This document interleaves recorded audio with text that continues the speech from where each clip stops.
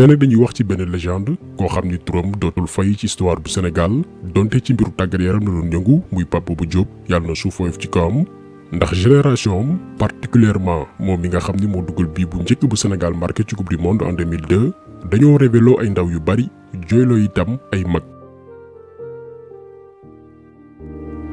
bés bi gannaaw ba Pape Bouba Diop dugalee menn bii bi permettre Sénégal gagné France bu weesoo performance sportive bi. bu weesoo résultat bi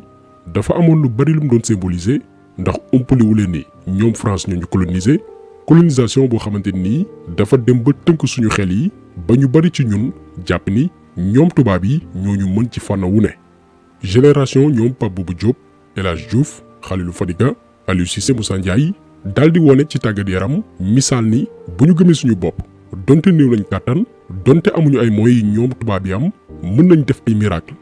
loolu la ñu def ci seen jamono contre France moo tax tey génn àdduna Pape Bouba Diop marqué Sénégalais yépp ndax bu weesoo sax li mu marqué histoire du Sénégal ci wàllum tàggat yaram ba wóyam dootul fay dafa doonoon nit ku modeste effacé wu amoon yar ba da doon feeñ sax ci ay kàddoom. Tout le respect, faut respect, savoir ce que tu veux, c'est ça qui est important. Les deux, si tu es là, tu peux aller loin et puis être costaud parce que le respect c'est très important. mu doonoon nit koo xamante ni itam balaa ñuy revenir ci parcours am dafa marqué également histoire football loolu ñu bari dañ koy réeri mbir parce qu'en 2002 bi ñuy décerné Ballon d'Or maanaam raay bi ñuy jégleel footballeur bi gën a xarañ en Europe te Ronaldo brésilien El Phénoméno jëloon ko Pape Bouba Diop boole woon nañ ko ci fanweeri joueurs yi gënoon xarañ parce que ci classement bi moo jëloon 21e place en ex-aequo ak El Hadj Diouf ak ancien défenseur bu Manchester United di Rio Ferdinand. Pape Bouba Diop nekkoon ci kanamu joueur yu mag yu ci mel ni Filippo Inzaghi di légende ci club bi di Milan AC newoon itam ci kanamu attaquant néerlandais bi nga xam ni mooy Roy Makaay bokk ci joueur yi marqué histoire u Bayern Munich. kon lii misaal la ci talent bi joueur bi amoon parce que distinction yu ni mel distinction yu ci mel ni Ballon d'Or souvent attaquant yi lañ koy jagleel ba ci classement yi ñoom la ñuy favoriser mais bu ñu demee ba boole ci benn milieu terrain comme Pape Bouba Diop ba mu bokk ci top 30 yi fanweeri joueurs yi gën a xarañ en Europe. Cela veut dire que talent la woon mais aussi liggéeykat la woon. ba tey ci distinction personnelle yi média français bi nga xam ne mooy football 365 dafa defoon classement wu joueurs yi nga xam ne ñoo gën a marqué compétition bi maanaam coupe du monde bu 2002. ci classement boobee Pape Bouba Diop ñu ngi ko teg ci 4e place ñeenteelu place bi toujours ci même compétition bi muy coupe du monde 2002 donte Sénégal quart de finale la toogee Pape Bouba Diop terminé 8e ci classement meilleur buteur yi. alors que dañ koy fàttali milieu terrain la woon du woon attaquant te bu ñu xoolee classement bi ay attaquant kese ñoo ko raw ñoo ne ci kanamam muy ay attaquant yu mag a mag yu ci mel ni Ronaldo brésilien Klose Rivaldo Thomasson Vieri Marc Wilmots ak Pauleta.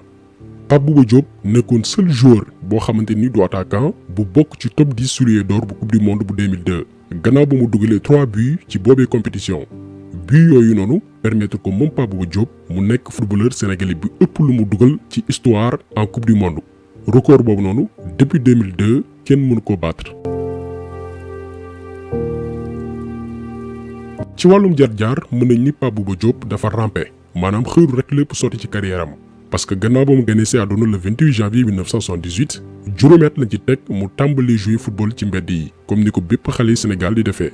bi mu amee fukki at ak juróom benn mu rejoindre benn club bu naan Ndefane Saltigué en 1994 fa la nekk 1 an avant muy rejoindre équipe junior bu Jaraaf bu Dakar en 1995 avant ñu koy surclassé ci équipe senior bi en 1996 foofu Jaraaf la xamanteeg ancien international bi di Henri Camara ñu fasante ñoom ñaar coloré ba nu ñuy demee ba nekk footballeur professionnel. Bouba c'était quelqu'un koo xamante ne dafa jege woon trop te yàlla moo ñu boole woon depuis Jaraaf quoi ba mu ko gis ak bëgg ko yàlla moo def loolu te yàlla dafa def ni à chaque fois maanaam moom lépp lu ñu sumb rek muy avant match yàlla def nañ si jàppale soit ñuy préparer match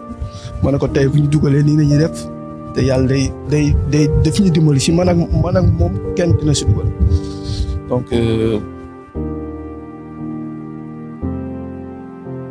moom Henri Camara cheminando ak Pape Bouba Diop ci équipe bu Jaraaf ñoom ñaar itam ànd cheminé ci équipe nationale junior bu Sénégal parce que comme ni ñu ko waxee sànq Pape Bouba Diop brûléwul woon état bi tëbul rek daal di yegg ci équipe nationale parce que bi mu nekk woon Jaraaf doon fa def ay performance ci lañ ko woo en équipe nationale junior. bi mu doonee tout tànk laa ko yor